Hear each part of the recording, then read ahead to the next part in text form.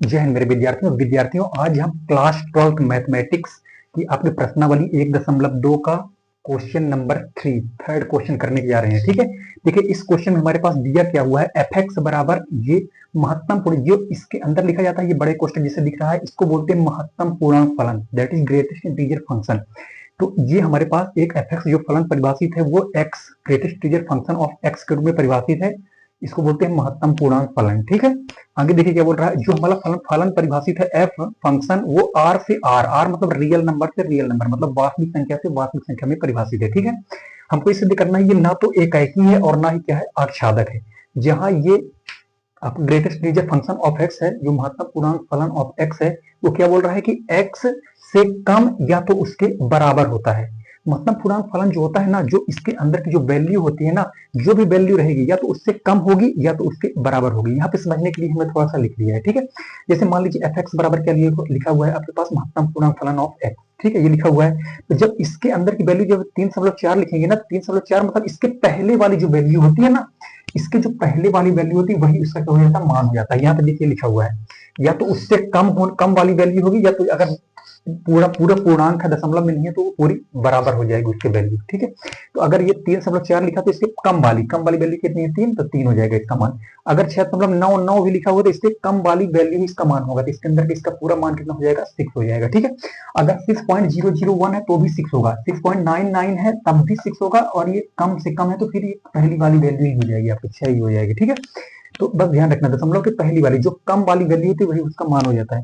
या अगर सीधा 4 लिखा हुआ है, सीधा पूर्णांक लिखा हुआ है कोई भी संख्या, तो सीधी आपकी वो वैल्यू हो जाएगी। ठीक है, तो ये अगर निगेटिव में है तो भी 1.3 से कम क्या होता है आपका, 1.3 से कम -2 ही होता है, तो ये निगेटिव -2 हो जाएगा इसका मान। 0.09 -0.09 से कम वैल्यू कितनी होती है, -1 होती है, तो ये क्या हो जाएगा, -1 हो जाएगा। ठीक है, मतलब कम वाली वैल्यू होगी, और अगर पूरा पूर्णांक है तो पूरा पूर्णांक इसका मान हो जाएगा। ठीक है, अब हम समझते हैं कि इसको क्या समझेंगे कि इसको सिद्ध करना है। हमारे पास जो फलन पहले दिया उसको लिख लेते हैं। हमारे पास फलन क्या दिया हुआ है आपके पास, एफ एक्स बराबर क्या दिया हुआ है हमारे पास, greatest integer function of x. ये दिया हुआ हमारे पास फलन कहां से कहां परिभाषित है, ये फलन परिभाषित है एफ फ्रॉम आर से आर, दैट इज वास्तविक संख्या से वास्तविक संख्या में हमारे पास फलन परिभाषित है। ठीक है, तो ये हमारे पास दिया हुआ है। अब हम सिद्ध करेंगे एकाएकी। क्या सिद्ध करेंगे, एकाएकी है कि नहीं है, इसको हम पता लगाएंगे। एकाएकी दैट इज आपका 1 1।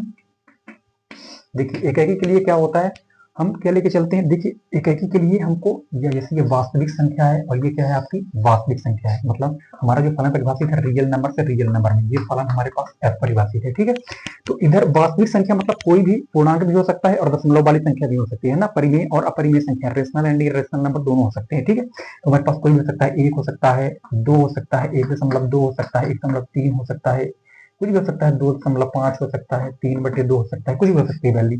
इधर भी हो सकती है हमारे पास 1 2 3 4, कुछ भी हो सकते हैं, 4.2 हो सकता है, 3.3 हो सकता है, 3.5 हो सकता है, कुछ भी मतलब वैल्यू हमारे पास हो सकती है। ठीक है, तो इस प्रकार हम देखेंगे इधर कि ये हमारे पास वास्तविक संख्या से वास्तविक संख्या हमारे पास फलन परिभाषित है एफ। एफ किसमें परिभाषित हमारे पास फलन, एफ एक्स बराबर greatest integer function of x. ठीक है, ये हमारे पास ये ग्रेटेस्ट इंटीजर फंक्शन किसमें परिभाषित होता है, इसको हमने सीख चुके हैं। ठीक है, तो अब देखिए एकाएकी फलन को हम सिद्ध करेंगे। तो देखिए अगर एकाएकी फलन में हम निकालें एफ एक्स, एफ 1.2 की वैल्यू हम निकालें, तो हमारे पास जो फलन परिभाषित है एफ एक्स बराबर ये greatest integer function of x, तो एफ 1.2 बराबर क्या लिखेंगे हम, महत्तम पूर्णांक फलन 1.2 के रूप में। एक्स की जगह हमने 1.2 अगर माना, अगर मान लीजिए हम मानते हैं 1.2 मान लेते हैं, इसमें 1.2 माना, तो हमारे ये ग्रेटेस्ट इंटीजर फंक्शन किस रूप में परिभाषित है आपका, ये महत्तम पूर्णांक फलन एक्स के रूप में, तो महत्तम पूर्णांक फलन हमने एक्स लिख दिया। और इसकी वैल्यू हमने क्या बताया कि दशमलव के कुछ भी मान हो तो उसके पहले वाली वैल्यू ही इसका मान होता है, तो इसके पहले वाली वैल्यू इसका मान कितना हो जाएगा, 1 हो जाएगा। अगर हम 1.3 लेकर चलें, कितना लेकर चले, 1.3, इसमें से एक कम लेकर चले तो क्या हो जाएगा, इसका यहाँ पे रखेंगे 1.3। इस फलन में हम मान रख रहे हैं केवल। ठीक है, तो 1.3 इसकी पहली वाली मान हो जाएगा तो 1 हो जाएगा। देखिए 1.2 का भी मान 1 आया और 1.3 का भी मान कितना आया, 1 आया, तो ये दोनों मान इधर बराबर है, तो ये दोनों मान के क्या हो जाएंगे, इधर बराबर हो जाएंगे आपके पास। तो F1 बराबर क्या हो जाएगा, F 1.3, इधर इधर बराबर है ये, जब तो इधर इधर क्या हो जाएंगे, आपस में बराबर हो जाएंगे।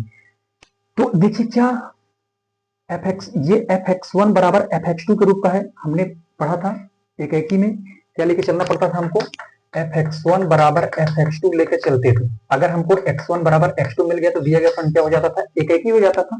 तो यहाँ पे f1.2 बराबर f1.3 तक हम पहुंच गए। तो क्या ये दोनों आपस में बराबर हैं? लेकिन 1.2 कभी भी बराबर नहीं हो सकता 1.3 के। अतः दिया गया फलन क्या हो जाएगा, अतः दिया गया फलन आपका एकाएकी नहीं है। ठीक है, इसको हम चित्र द्वारा भी समझ सकते हैं। जैसे हमारे पास एक ही चित्र बना लिया हमने, ये r से r हमारे पास फलन परिभाषित है। ठीक है, ये फलन f आपका परिभाषित है महत्तम पूर्णांक फलन के रूप में। ये देखिए 1.2, अगर हम r से कोई भी वैल्यू लेते हैं 1.2 और इधर से कितने लेते हैं 1.3 लेते हैं, तो इन दोनों 1.2 का मान भी कितना आया हमारे पास, 1 आया, और 1.3 का मान हम रखने पर फलन में जो फलन दिया हुआ उसमें रखने पर कितना आया, 1 आया। तो इन दोनों का मान 1 आया, मतलब ये 1 में क्या होता है, एक ही होता है, 1 का 1 से संबंध।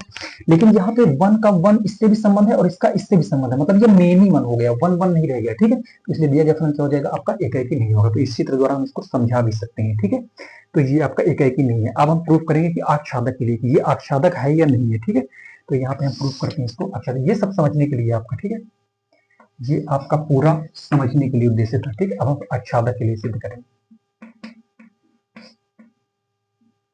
आच्छादक दैट इज ऑन टू।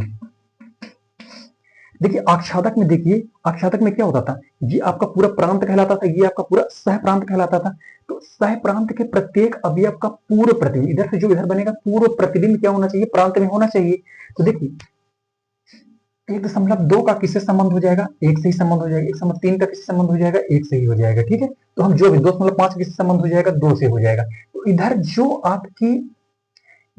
आपकी जैसे ये 3.5 है, तो ये जो दशमलव वाली वैल्यू है इनका किसी से भी संबंध नहीं होगा, केवल पूर्णांक संख्याओं का इधर पूर्व प्रतिबिंब बनेगा। देखिए इसका इससे हो जाएगा, 2 का इससे हो जाएगा, फिर 2 3 का इससे हो जाएगा, इधर जो भी रहेगी 3.5 वगैरह 3 का इससे हो जाएगा। जैसे मान लीजिए 3.5 है यहाँ पे, तो इसके हो जाएगा 3 से हो जाएगा। मतलब इधर पूर्णांक तो पूरा कवर होंगे, लेकिन ये पॉइंट वाली वैल्यू क्या होगी, कवर नहीं होगी। तो पूर्णांकों के अलावा ये सह प्रांत है आपका, ये प्रांत है, तो सह प्रांत के किसी भी अवयव का जो पूर्णांकों के अलावा प्रांत के किसी भी अवयव से पूर्व प्रतिबिंब विद्यमान नहीं होगा।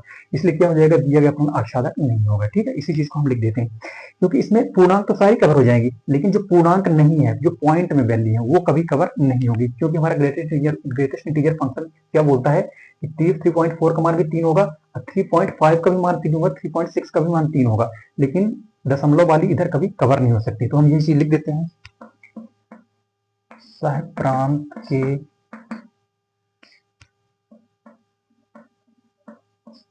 अवयव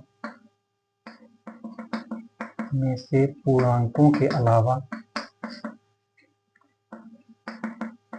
ये सह प्रांत है आपका। ठीक है, सह प्रांत के अवयव में से पूर्णांकों के अलावा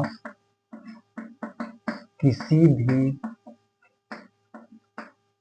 अवयव का ये प्रांत में, ठीक है, प्रांत में पूर्व प्रतिबिंब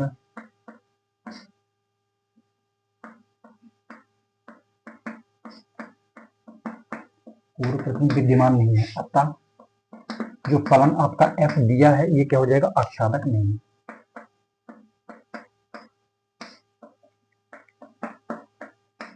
इस प्रकार हमने प्रूव कर दिया कि आपका जो दिया गया फलन है वो ना तो एकाएकी है और ना ही क्या है, आच्छादक है। ठीक है, इस प्रकार हमने इसको समझाया। ये प्रांत होता है, ये सह प्रांत होता था। इस इधर के पूर्णांकों को तो पूरा पूर्व प्रतिबिंब मिल जाएगा प्रांत में, लेकिन दशमलव वाली वैल्यू में किसी पूर्व प्रतिबिंब नहीं मिल रहा, पूर्व प्रतिबिंब, इसलिए क्या हो जाएगा, दिया गया आच्छादक नहीं होगा। इसको हमने सिद्ध कर दिया एकाएकी। ठीक है, अब हम चलते हैं नेक्स्ट क्वेश्चन की तरफ। विद्यार्थियों चलते अब हम चलते हैं नेक्स्ट क्वेश्चन की तरफ। हमारा नेक्स्ट क्वेश्चन ये चौथा दिया हुआ है कि सिद्ध कीजिए कि f(x) बराबर ये मॉड ऑफ x दिया हुआ है। मॉड ऑफ x मतलब इसको मापांक बोलते हैं, इंग्लिश में बोलते हैं मॉडुलस, और इसको हम बोलते हैं